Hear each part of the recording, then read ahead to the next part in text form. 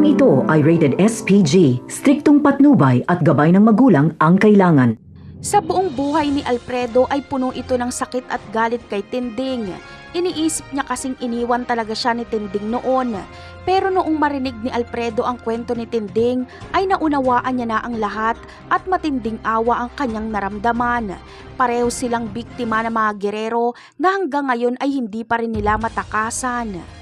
Kaya naman, matinding galit sa mga gerero ang mangingibabaw kay Alfredo. Igaganti niya si Tinding. Tatakbo sa pagka-mayor si Alfredo at layunin niya na patalsikin ang mga gerero sa City Hall.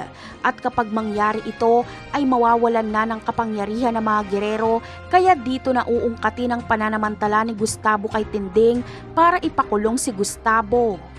Sa kabilang banda naman ay wala ngang kaalam-alam si Paeng na droga ang kanyang dinideliver.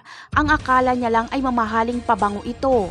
Pero magtataka siya kung bakit napakalaking halaga ng pera ang presyo nito. Kaya iisipin niyang droga ang kanyang dinideliver. Pero hindi ito iindahin ni Paeng. Wala siyang pakialam kahit droga pa ito dahil malaki ang bayad sa kanya ni Lucio. Kailangan niya kasi ng trabaho. Pero mabubulilyaso si Paeng dahil matutunugan ng kapulisan na iligal na droga ang kanyang dinideliver. Kaya mahuhuli si Paeng ng mga pulis. Pero mabuti na lang ay darating si Santino kaya makakagawa ng paraan si Santino para maitakas si Paeng sa kapulisan.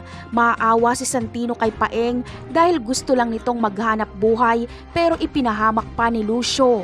Napakarami pa nating dapat abangan sa mga susunod na episode. Paalam!